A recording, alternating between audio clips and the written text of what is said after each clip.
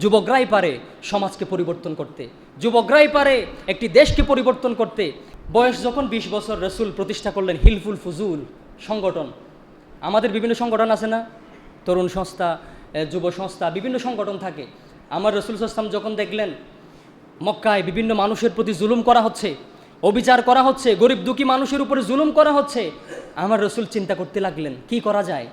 তখন তিনি ইয়াং জেনারেশনকে নিয়ে একটা হিলফুল ফুজুল গঠন করলেন। সেই হিলফুল ফুজুল গঠন করার পরে সংগঠন মক্কা থেকে সমস্ত জুলুম, সমস্ত অন্যায় শক্ত হস্তে দমন করলেন, আলহামদুলিল্লাহ।